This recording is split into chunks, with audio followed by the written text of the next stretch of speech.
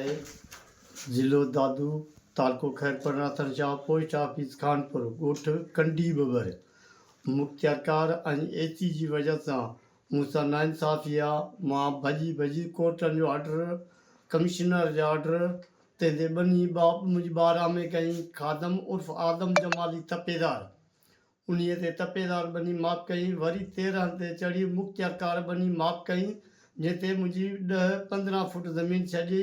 हुन धुर ते धुर ज़मीन असांजी आबादी में मुंहिंजी बीठी, त अंदाज़ो 3.5 जरेबनि ते हुननि जो कब्ज़ो आहे। ऐं मां भॼी भॼी बीठो आहियां हर जॻह ते अख़बारी रिपोर्टर, TV रिपोर्टर ऐं उन्हनि वटि मां पहुतो आहियां। अर्ज़ु अपील कई आहे उन्हनि खां, इंसाफ़ु घुरां थो ऐं इंसाफ़ु मिलियो वञे।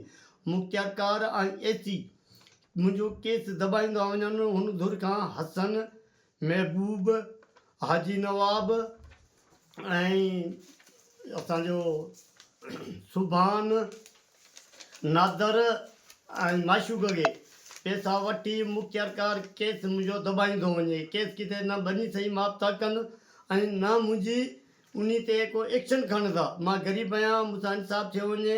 हर मुल्क जे ऑफिसर खां, हर कोर्ट खां मां इंसाफ़ु घुरां थो, मूंखे इंसाफ़ु मिलियो वञे। 12-11 खां इहो जहिड़ो केस हलियो आहे, ॿनी माफ़ जो किसो, त हींअर तक मुंहिंजो मसइलो हल न थियो आहे। ॿाहिरनि तक मुंहिंजी मुख़्तियारकार AC जी वजह सां ॿाहिरनि तक मुंहिंजी दुश्मनी थी वई आहे। ऐं मूंसां इंसाफ़ु मिलियो वञे ऐं इंसाफ़ु घुरां थो। रन फ़क़ीर ओटो निपटो, न आला न औलाद आहे, न को कारोबार आहे। ऐं मां हर खे ॿाहूं ॿधे मिनत करे अर्ज़ु इंसाफ़ु घुरां थो, मूंसां इंसाफ़ु थियो वञे। TV reporter, TV professor